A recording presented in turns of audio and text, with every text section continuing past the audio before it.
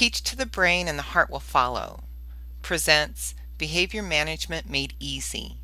If you teach, parent, coach, or lead and are responsible for motivating and managing a few individuals or a large group of individuals, you've probably wondered yourself at some point in time, why is behavior management so difficult? Or, what is my behavior management plan? Do I even have a plan? Or maybe you've thought and felt, this is the hardest thing I've ever had to do. This will never be easy. It wouldn't surprise us that some people doubt behavior management could ever be made easy. We've pinpointed one of the major contributors to this problem, and we've devised a solution. Have you ever heard of the deficit remediation educational model? For decades, teachers, parents, coaches, and leaders have unknowingly participated in what is called deficit remediation. By definition, this is the act or process of correcting a fault or deficiency, remediation of a learning disability. The language and the mindset must focus on and identify the deficits and shortcomings of the learner in order to fix the learner. The brutal truth is, deficit remediation actually inhibits achievement. In this model, learners are naturally trained to focus their thoughts on their perceived faults and weaknesses. It is no surprise that only a select few would perform and succeed under such conditions. Current brain research shows that deficit remediation is preventing achievement and success. It seems something quite the opposite is necessary if we want to see all learners achieve at a high level. It is possible to adopt a few select philosophies and put a few top-level strategies into practice, and soon deficit remediation is a thing of the past. Hi, I'm Mary Applegate, co-author of Teach to the Brain and the Heart Will Follow, 1001 Strategies to Reach the Heart of Every Learner, as well as co-creator of Teach to the Brain and the Heart Will Follow, online personal and professional learning series. I have been there when learners are off task, not following directions, and not living up to expectations.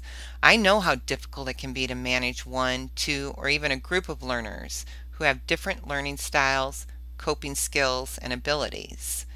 I myself have wondered sometimes, what's wrong? Why aren't the learners respecting me? Why are they continually misbehaving?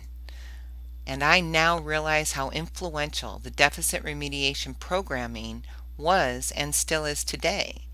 I now realize how the deficit remediation model has influenced me personally, the teachers who taught me, and the adults who have parented and mentored my entire generation.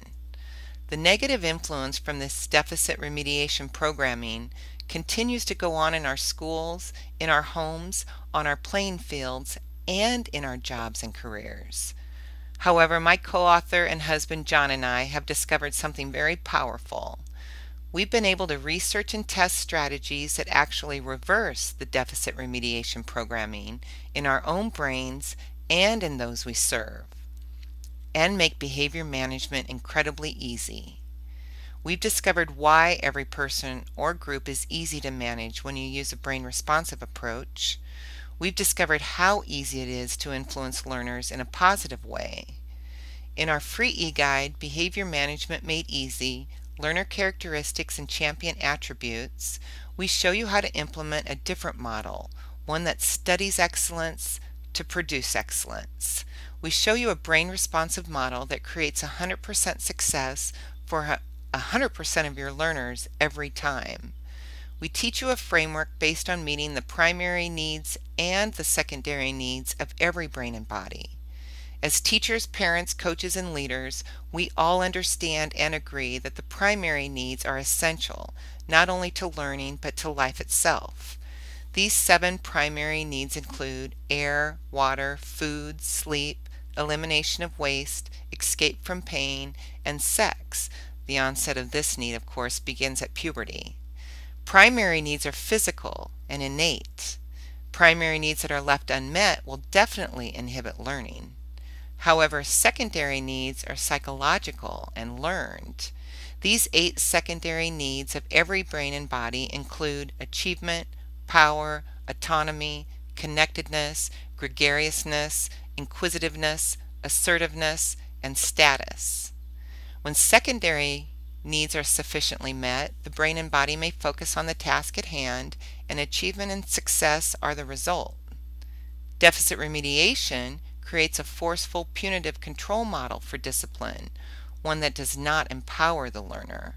In fact, this negative model actually creates hostility and resentment in the learner. When teachers, parents, coaches, and leaders focus on talents and strengths as opposed to faults and weaknesses, the model is called empowerment. We teach you the framework to empower learners with confidence and support. We show you how to activate power, the ability to do something or act in a particular way, in both you and those you serve. We also show you how to create an environment that is empowering, conditions in which an individual can act on their own behalf. So download your free e-guide, Behavior Management Made Easy, Learner Characteristics and Champion Attributes. Let us help you create and activate a behavior management plan that's effective and easy. Go ahead and enter your name and email address to receive your free e-guide, and let us help you in the pursuit of power. Experience achievement, success, and happiness as behavior management is made easy.